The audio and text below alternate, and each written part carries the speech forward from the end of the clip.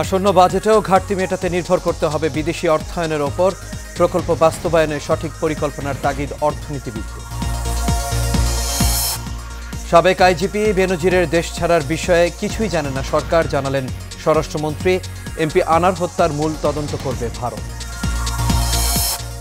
এবং পাহাড়ি ঢল ও অতিবৃষ্টিতে প্লাবিত সিলেটের ৮ উপজেলা, পানিবন্দী ৬.৫ লাখ মানুষ, বাড়ছে দুর্ভোগ।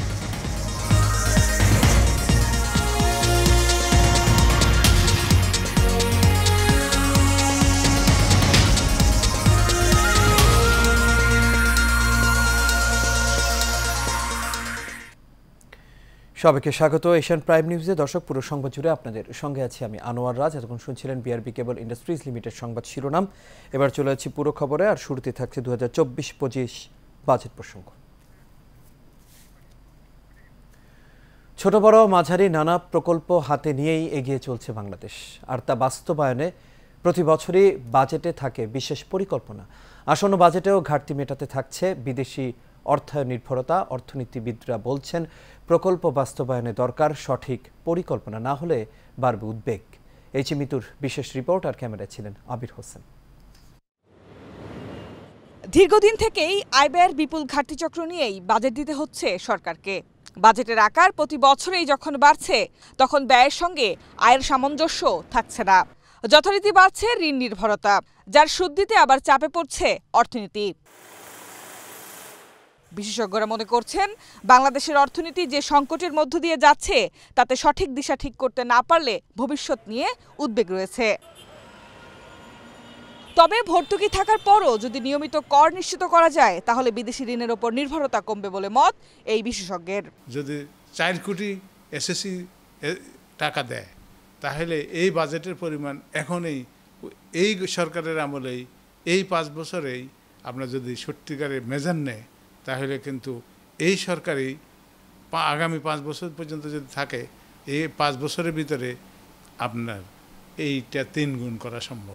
এদিকে বাজেট ঘাটতি মেটাতে বিদেশি ঋণ নির্ভরতার বিকল্প ভাবছে অর্থনীতিবিদরা।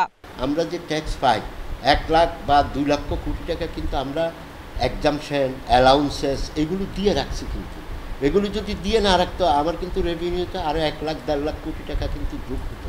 এগুলোর বেনিফিট কিন্তু জনগণ পাচ্ছে। এমপ্লয়মেন্ট হচ্ছে, ইন্ডাস্ট্রি হচ্ছে, সাবসিডি দিলে জিনিসটা সহনীয় অবস্থায় থাকতেছে।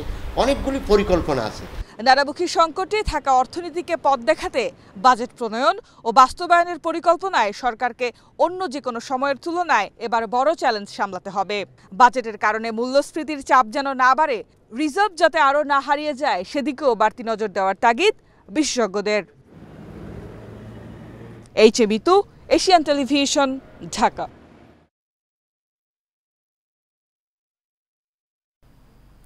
যাচ্ছে অন্যান্য খবরে। স্বরাষ্ট্রমন্ত্রী আসাদুজ্জামান খান কামাল বলেছেন, পুলিশের সাবেক আইজি বেনজির আহমেদের কর্মকাণ্ডের দায় তার নিজেকে নিতে হবে। এর দায় পুলিশ বাহিনী নেবে না। তবে তিনি দোষী কিনা সেটি তদন্ত শেষে নিশ্চিত হওয়া যাবে বলেও মন্তব্য করেন তিনি। দুপুর 1:30টায় ঢাকা বিশ্ববিদ্যালয়ে এক অনুষ্ঠান শেষে সাংবাদিকদের প্রশ্নের জবাবে তিনি এই তথ্য জানান। বেনজির দেশ ছেড়েছেন কিনা সাংবাদিকদের এমন প্রশ্নের জবাবে স্বরাষ্ট্রমন্ত্রী জানান, এই বিষয়ে কোনো তথ্য সরকারের কাছে নেই। এ সময় মন্ত্রী আরও জানান, সংসদ সদস্য আনার হত্যা মামলা তদন্ত করবে ভারত। দেশটি এই বিষয়ে বাংলাদেশের সহযোগিতা চাইলে তা করা হবে। এই হত্যাকাণ্ডে মাস্টারমাইন্ড আখতারুজ্জামান শাহিনকে ভারত সরকারই ফিরিয়ে আনবে বলে মন্তব্য করেন স্বরাষ্ট্রমন্ত্রী। ঢাকা মহানগর গোয়েন্দা পুলিশের প্রধান অতিরিক্ত কমিশনার হারুনুর রশিদ জানিয়েছেন, এমপি আনার হত্যাকাণ্ডের সাথে জড়িত অনেকেই নেপালের কাঠমান্ডুতে অবস্থান করছেন। সেটি নিয়েই তদন্ত করতে যাচ্ছে তার দল। সকালে একটি ফ্লাইটে নেপালের উদ্দেশ্যে হযরত শাহজালাল আন্তর্জাতিক বিমানবন্দর ছেড়ে যাওয়ার আগে সাংবাদিকদের এই কথা বলেন তিনি। ডিবি প্রধান এ সময় আরও বলেন, হত্যাকাণ্ডের মূল পরিকল্পনাকারী আখতারুজ্জামান শাহিনের সহযোগী সিয়াম নেপালে গ্রেপ্তার হয়েছেন। এমন তথ্যের ওপর ভিত্তি করেই তারা সেখানে যাচ্ছেন। আমাদের মূল ঘাতক সহ বেশ কয়েকজন গুরুত্বপূর্ণ আসামি আমাদের কাছে আছে।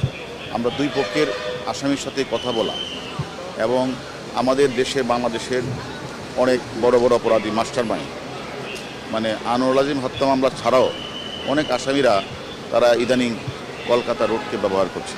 তো সব কিছু মিলেই এছাড়া আমরা ইন্টারপোলকেও চিঠি দিয়েছি যেন ওই এলাকায় কোনো সন্ত্রাসী থেকে থাকে তাদের জন্য পাকড়াও করে। সব কিছু মিলে আসলে আমরা তদন্তের কাজে মূলত যাচ্ছি। সিলেটের বন্যা পরিস্থিতির খবর। টানা বৃষ্টি ও উজান থেকে নেমে আসা ঢলে সিলেটের ৮ উপজেলা প্লাবিত হয়েছে। এতে পানিবন্দী হয়েছেন ৬,৪৩,৪৭০ জন মানুষ। প্লাবিত হয়েছে সুরমা নদী তীরবর্তী সিলেট নগরীর নিম্নাঞ্চল। এতে নগরীর বিভিন্ন এলাকায় বন্যায় আক্রান্ত হয়েছে অন্তত ৪,০০০ পরিবার। সিলেটের জেলা প্রশাসক শেখ রাসেল হাসান স্বাক্ষরিত বন্যা পরিস্থিতির সার্বিক প্রতিবেদনে বলা হয়েছে, জেলার ১৩টি উপজেলায় বন্যা প্রস্তুতি হিসেবে আশ্রয় কেন্দ্র খোলা হয়েছে ৫৪৭টি, আর বন্যা কবলিত ৮ উপজেলার আশ্রয় কেন্দ্রে ৩,৭৩৯ জন মানুষ আশ্রয় নিয়েছেন। সীমান্তের ওপার থেকে নেমে আসা পাহাড়ি ঢলে বন্যা দেখা দেয় সিলেটের গোয়াইনঘাট, কোম্পানিগঞ্জ, জৈন্তাপুর, কানাইঘাট, জকিগঞ্জ, বিয়ানীবাজার ও গোপালগঞ্জ উপজেলা। এতে প্লাবিত হয় সিলেট সদর উপজেলা। আবার ভিন্ন প্রসঙ্গ, ২১শে আগস্ট প্রধানমন্ত্রী শেখ হাসিনাকে হত্যার জন্য গ্রেনেড হামলা করে বিএনপি। তারা এই গ্রেনেড হামলার মাধ্যমে দেশকে আবার পাকিস্তান বানাতে চেয়েছিল বলে মন্তব্য করেছেন বঙ্গবন্ধু সৈনিক লীগের সভাপতি এবং এশিয়ান টেলিভিশন এশিয়ান গ্রুপের চেয়ারম্যান বীর মুক্তিযোদ্ধা আলহাজ মোহাম্মদ হারুনুর রশিদ সিআইপি। বঙ্গবন্ধু সৈনিক লীগের যশোর জেলা শাখার প্রথম ত্রিবার্ষিক সম্মেলনে উদ্বোধকের বক্তব্যে তিনি এই কথা জানান। হাসিবুর রহমান শামীমের তথ্য ছবিতে আরও জানাচ্ছেন মাজহারুল আমিন শুভ। বঙ্গবন্ধু সৈনিক লীগ যশোর জেলা শাখার প্রথম ত্রিবার্ষিক সম্মেলন অনুষ্ঠিত হয়েছে। শহরের পুলেরহাটি স্কাউট ভবনের অডিটোরিয়ামে এই সম্মেলনের আয়োজন করা হয়। অনুষ্ঠানে উদ্বোধক হিসেবে উপস্থিত ছিলেন বঙ্গবন্ধু সৈনিক লীগ কেন্দ্রীয় কার্যনির্বাহী কমিটির সভাপতি, এশিয়ান টেলিভিশন ও এশিয়ান গ্রুপের চেয়ারম্যান বীর মুক্তিযোদ্ধা আলহাজ হারুনুর রশিদ সিআইপি। এ সময় তিনি বলেন, প্রধানমন্ত্রী শেখ হাসিনাকে হত্যার মাধ্যমে এই দেশকে বিএনপি আবারও পাকিস্তান বানাতে চেয়েছিল। প্রধানমন্ত্রী যদি কোনো কিছু হয়ে যায়, খোদা না করুক, তাহলে এই দেশে রক্তের বন্যা বাড়বে, রক্তের বন্যা বাড়বে।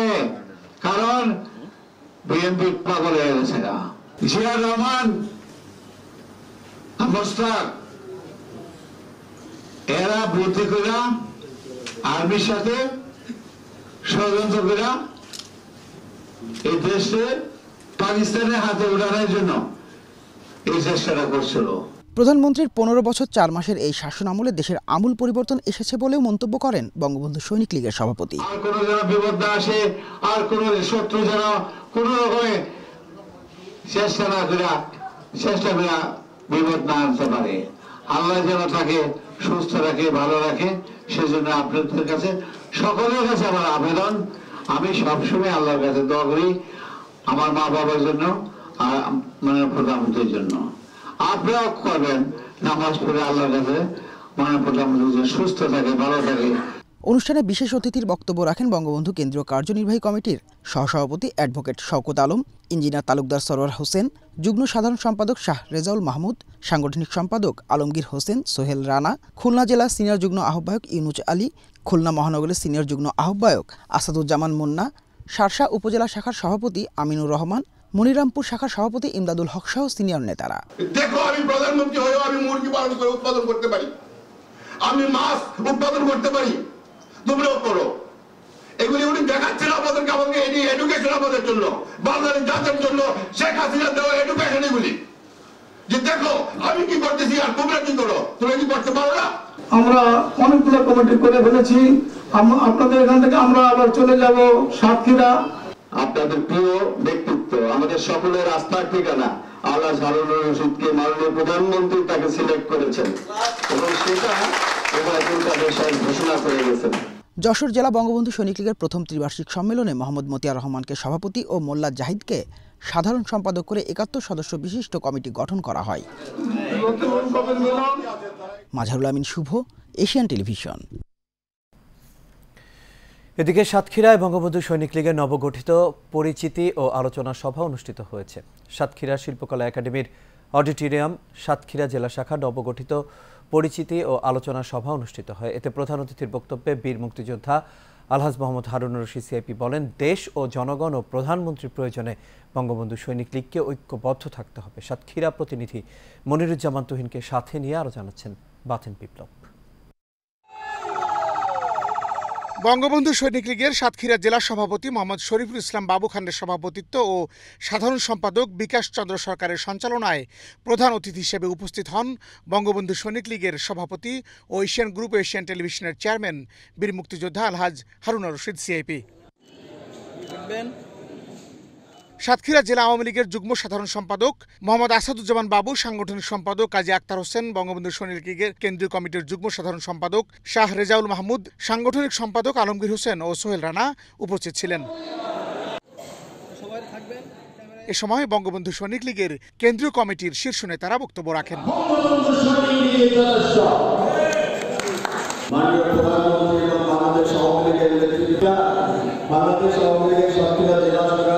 সম্মানিত সাধারণ সম্পাদক আছে, আমরা দেখেছি এখানে দুটি কমিটি।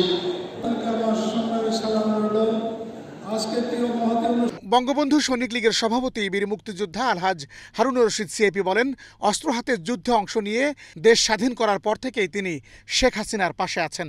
আগামীতে বঙ্গবন্ধু কন্যার যে কোনো প্রয়োজনে জীবন দিতে প্রস্তুত তিনি। আমি একজন বঙ্গবন্ধু সৈনিক লীগের সভাপতি হিসাবে বলতে চাই, আমি একজন বীর মুক্তিযোদ্ধা, আমি সিআইপি, আমি ইন্ডাস্ট্রিয়ালিস্ট। এ সময় তিনি নেতাকর্মীদের ঐক্যবদ্ধ থাকারও আহ্বান জানান। আমাদের বঙ্গবন্ধু সৈনিক লীগকে শক্তিশালী করার জন্য মিলিয়ে ঝিলিয়ে কাজ করতে হবে এবং দেশের মাননীয় প্রধানমন্ত্রী নেতৃত্বে এই বঙ্গবন্ধু সৈনিক লীগ যেভাবে হুকুম দিছে, আপনারা থানা লেভেলগুলা কমপ্লিট করবেন। কমপ্লিট করার পরে আবার প্রয়োজন হয় আমি আসবো, আমাদের যারা আছে তাদের নিয়ে আসবো, আইসা আবার সব থানা লেভেল সহকারে আলোচনা করে যাব এবং দেখা যাবো আপনারা কেমন করছেন। সভায় সাতক্ষীরা জেলা আওয়ামী লীগের সাধারণ সম্পাদক, জেলা পরিষদের চেয়ারম্যান মোহাম্মদ নজরুল ইসলাম সহ বিশিষ্ট ব্যক্তিরা উপস্থিত ছিলেন। বাতেন বিপ্লব, এশিয়ান টেলিভিশন।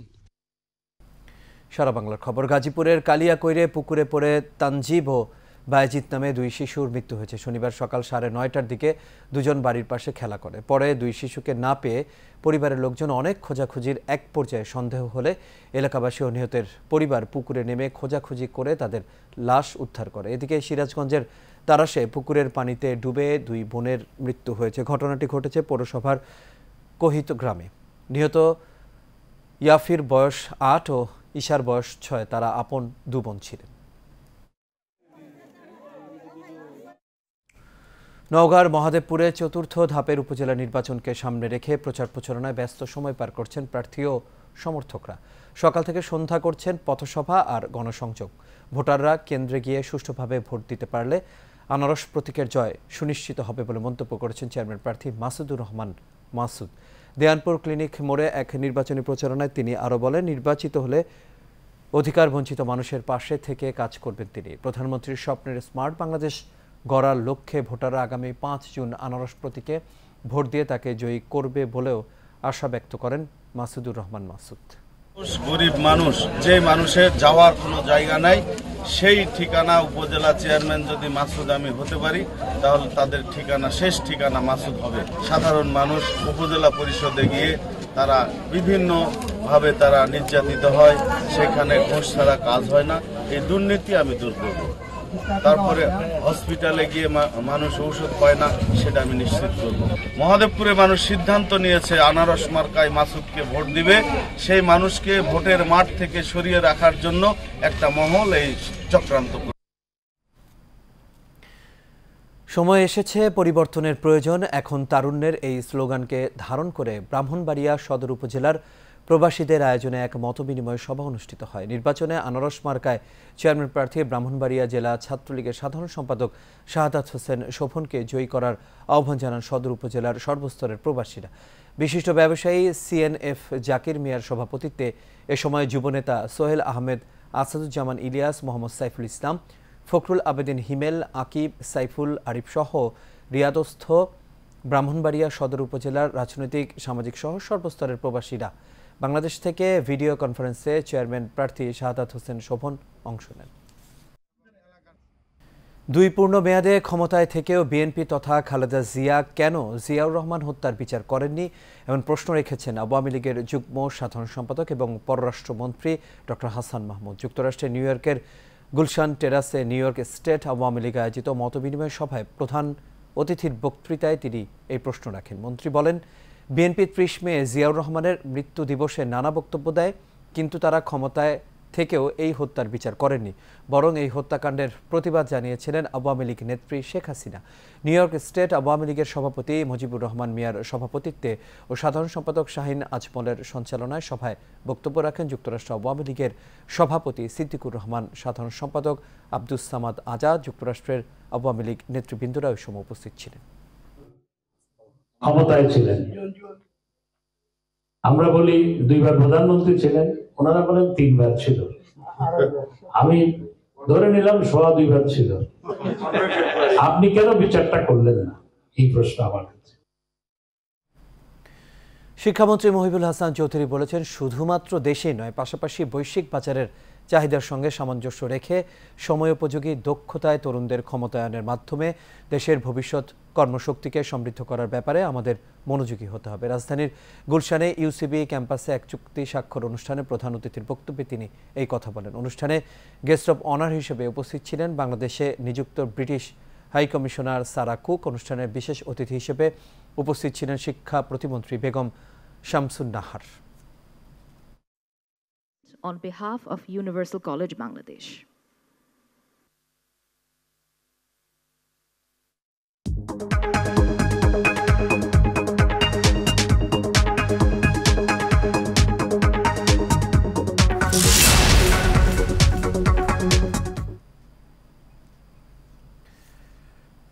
এবার বাণিজ্য সংবাদ। দেশের অন্যতম জনপ্রিয় মার্সেল ব্র্যান্ডের ফ্রিজ কিনে 10 লাখ টাকা ক্যাশব্যাক পেলেন বগুড়ার দুপচাঁচিয়া উপজেলার হযরত আলী। ঈদ উপলক্ষে দেশব্যাপী চলমান মার্সেল ডিজিটাল ক্যাম্পেইন সিজন 20 এর আওতায় এই উপহার পান তিনি। এর আগে মার্সেল ফ্রিজ কিনে উপহার পেয়েছিলেন ফেনীর গৃহিণী ঝর্ণা বেগম। সান্তাহার রোডের জেকে কলেজ গেট এলাকায় মার্সেল ডিস্ট্রিবিউটর শোরুম সেতী ইলেকট্রনিক্সে আনুষ্ঠানিকভাবে হযরত আলীর হাতে 10 লাখ টাকার চেক তুলে দেন মার্সেলের ব্র্যান্ড অ্যাম্বাসেডর জনপ্রিয় চিত্রনায়ক আমিন খান এবং জনপ্রিয় অভিনেতা মামুনুর হাসান ইমন। এইচএম স্টিল চট্টগ্রাম সংবাদ। সারা দেশের মতোই চট্টগ্রাম নগরীতে জাতীয় ভিটামিন এ প্লাস ক্যাম্পেইন অনুষ্ঠিত হয়েছে। 7টি ইপিআই জোনের আওতাধীন 41টি ওয়ার্ডে 1321টি কেন্দ্রে 5,45,000 শিশুকে ভিটামিন এ ক্যাপসুল খাওয়ানো হয়।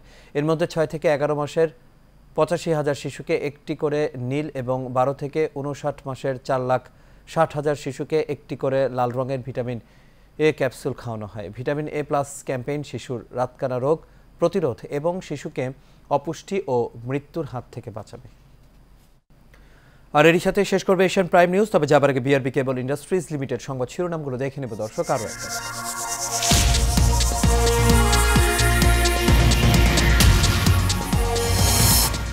আসন্ন বাজেটেও ঘাটতি মেটাতে নির্ভর করতে হবে বিদেশি অর্থায়নের ওপর। প্রকল্প বাস্তবায়নের সঠিক পরিকল্পনার তাগিদ অর্থনীতিবিদদের। সাবেক আইজিপি বেনজিরের দেশ ছাড়ার বিষয়ে কিছুই জানে না সরকার, জানালেন স্বরাষ্ট্রমন্ত্রী। এমপি আনার হত্যার মূল তদন্ত করবে ভারত। এবং পাহাড়ি ঢল ও অতিবৃষ্টিতে প্লাবিত সিলেটের 8 উপজেলা, পানিবন্দী 6.5 লাখ মানুষ, বাড়ছে দুর্ভোগ।